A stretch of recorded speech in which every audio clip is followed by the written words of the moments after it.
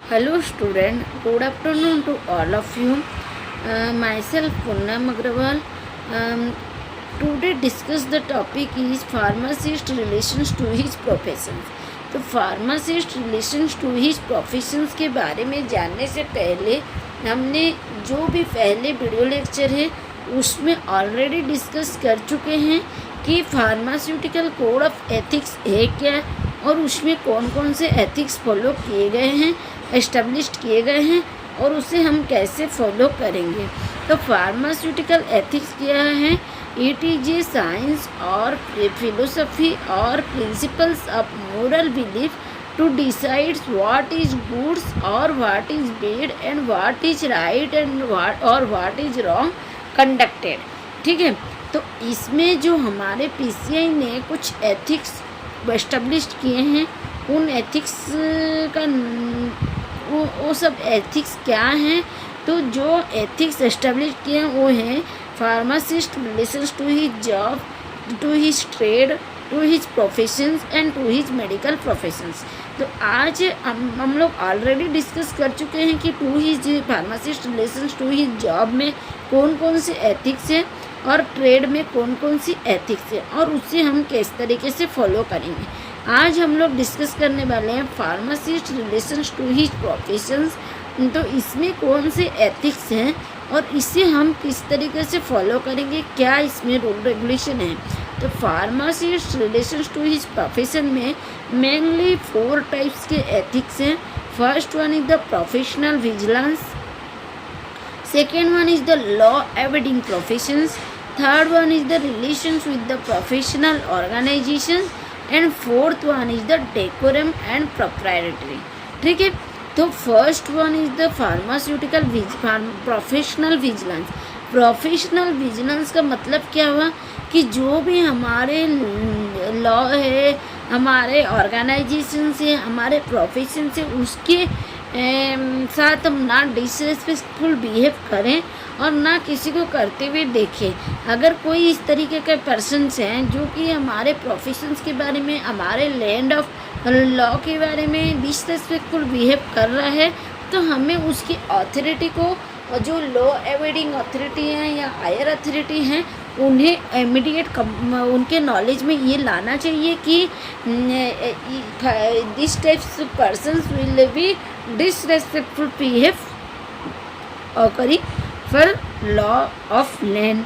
तो हमें उनके नॉलेज पे ये बात ज़रूर डालना चाहिए, लाना चाहिए कि ऐसे कोई एक पर्सन है जो कि हमारी लैंड, लॉ ऑफ लैंड के बारे में, हमारे प्रोफेशंस के बारे में डिसरेस्पेक्टफुल बिहेव कर रहा है। और अगर हो सके तो हमें उसे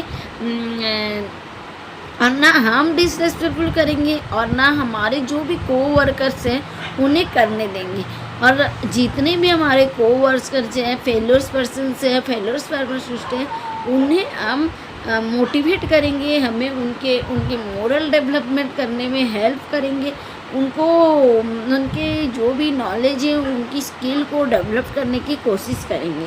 तो जो हम ऑबिडियंटली हम अपने खुद के लॉ को फॉलो करेंगे, अपने ही लॉ फॉलो करते हुए हमारे जो भी वर्कर्स हैं उनको भी एनकरेज करेंगे, उनको भी कन्विंस करेंगे, और जो भी हमारे फेलियर पर्सन्स हैं, जो अदर पर्सन्स हैं, उनको भी, सोसाइटी के पर्सन्स हैं, उनको भी हम अपने लॉ के बारे में मोटिवेट करेंगे, कन्विंस करेंगे और उनको डिसरेस्पेक्टफुल नहीं करने के लिए सलाह देंगे। और अगर उसके बावजूद यदि कोई करता है और हम उसे देखते हैं तो उसके बारे में हमारे जो भी हायर अथॉरिटी है, लॉ अवेडिंग अथॉरिटी है, उनके नॉलेज में ये बात जाननी चाहिए कि ऐसे कोई पर्सन से जो कि लॉ का डिसरेस्पेक्टफुल बिहेव कर रहे हैं, हमारे प्रोफेशंस के बारे में डिसरेस्पेक्टफुल बातें कर रहे हैं, तो हमें उस चीज़ के ध्यान रखनी चाहिए। नेक्स्ट है कि लॉ एवेडिंग प्रोफेशंस क्या है। लॉ एवेडिंग प्रोफेशंस में क्या होता है कि जो लॉ है उसे हम ऑबियंटली फॉलो करेंगे और this should be following all types of law act rule in our profession.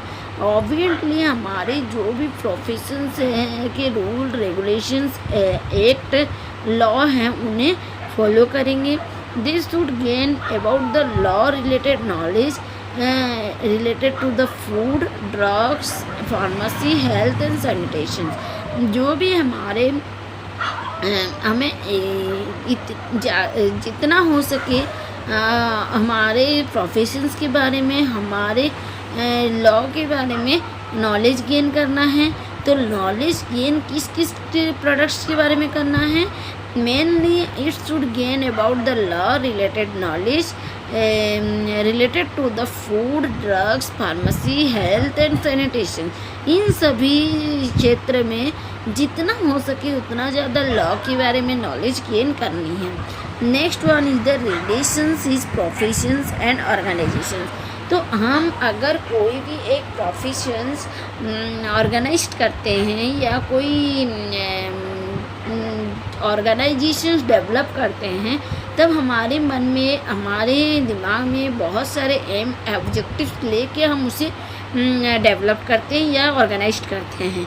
तो जब हम कोई ऑर्गेनाइजेशंस के ढेर सारे एम ऑब्जेक्टिव लेके काम कर रहे हैं तो हमारे जो भी वर्कर्स हैं हमारे जो भी फार्मासिस्ट हैं वो हम वहाँ पे एंटर होने के बाद जो उस ऑर्गेनाइजेशंस में उस प्रोफेशंस में तो पहला उसका काम है कि उसके बारे में जितना ज़्यादा हो सके वहाँ की रूल रेगुलेशंस को जाने.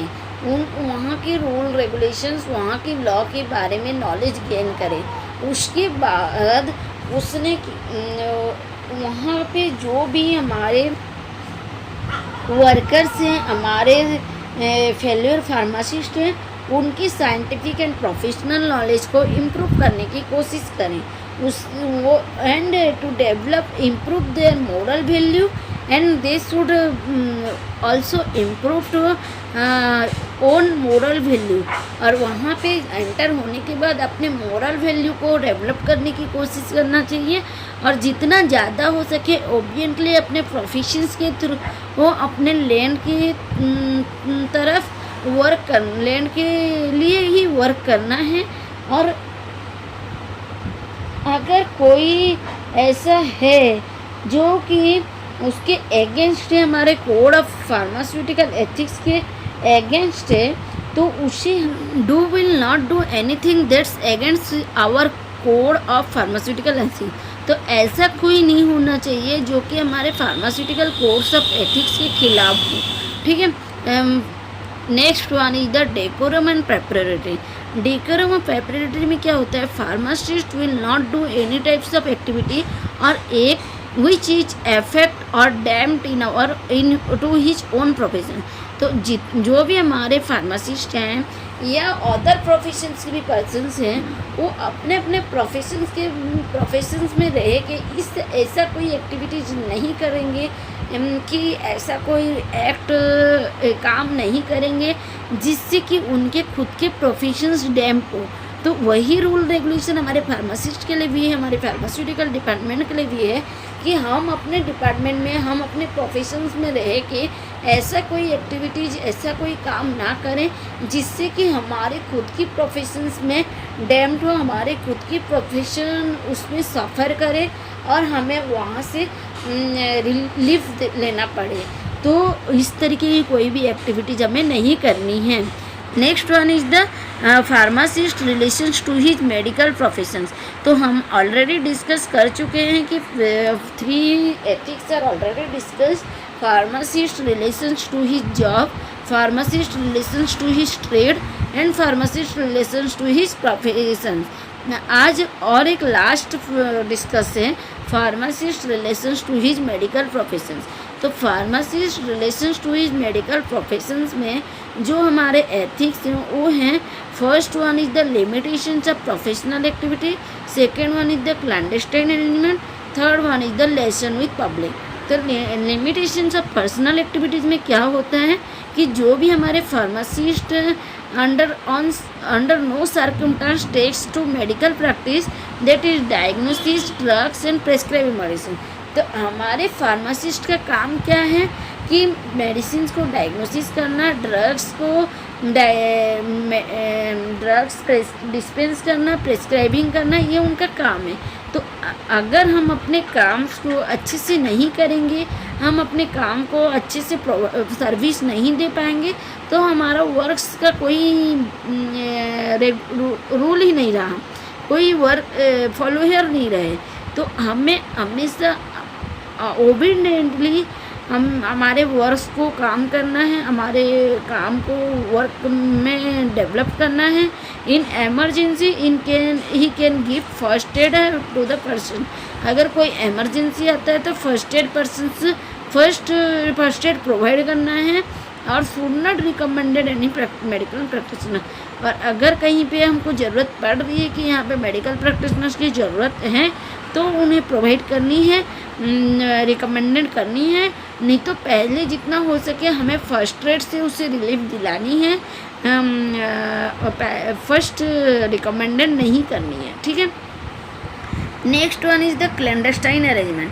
क्लैंडस्टाइन अरेंजमेंट में क्या होता है, जो हमारे no pharmacist should enter into the secret arrangement and contact with the physicians to suffer him any commissions और एनी अदर एडवांटेजेस। तो हमारे जो भी सीक्रेट अरेंजमेंट है, सीक्रेट बातचीत है, उसमें फार्मासिस्ट को एंटर नहीं करना है।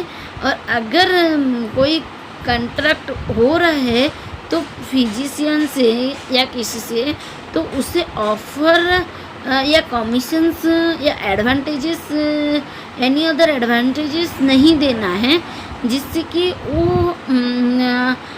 उससे अपना ओन मोरालिटी यूज करें, ठीक है। License with the public being a license between the medical professions and people, a pharmacist will always keep himself updated with the modern development of pharmacy by regularly regarding book, magazine, etc. He should update physicians also. हमारे licence का मतलब क्या होता है कि जो भी हमारे कम्युनिकेशन है वो दो पर्सन्स के बीच में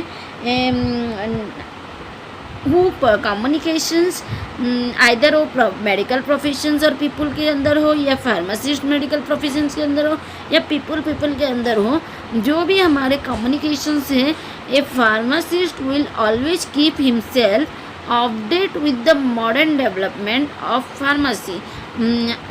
फार्मासिस्ट का ये वर्क होता है कि वो अपने आप से उसे कीप करके रखे और उसको यदि मतलब ज़रूरत पड़े कि अपग्रेडेड नॉलेज देना है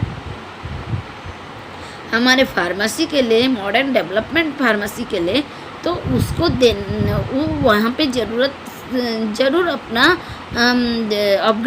अपडेटेड नॉलेज देगा। By regularly reading book magazine, जो भी रेगुलरली रीडिंग हो रहा है बुक मैगजीन, उसके बारे में अपडेटेड नॉलेज प्रोवाइड करेगा अपने मेडिकल प्रोफेशंस में, अपने फार्मासिस्ट में, अपने फार्मेसी को डेवलप करने के लिए वो प्रोवाइड करेगा। It should update physician also, and यदि ज़रूरत लगे कि उसे फिजिशियंस को भी अपडेट करने की ज़रूरत है तो वो वहाँ पे भी ज़रूर फिजिशियंस को अपडेट करेगा अपग्रेडेड नॉलेज के बारे में, ठीक है। I will complete for the code of pharmaceutical ethics, and I also discuss one oath for pharmacist. Pharmacist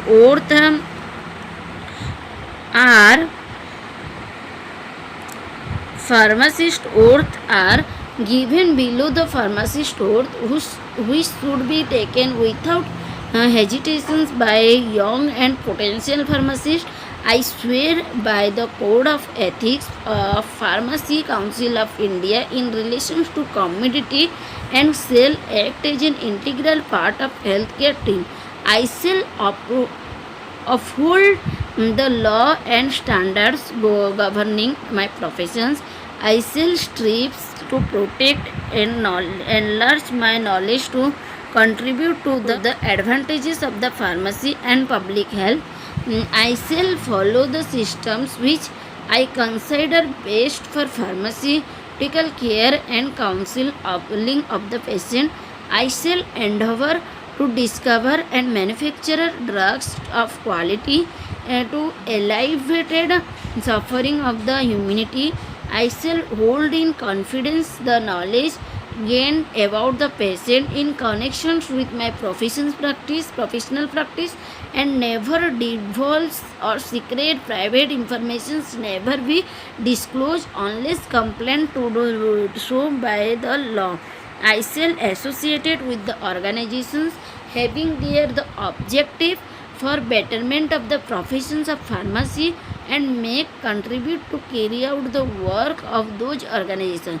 While I continue to keep the oath unviolated, may it be granted to me to enjoy life and practice of pharmacy respected by all at all time. Thank you for listening.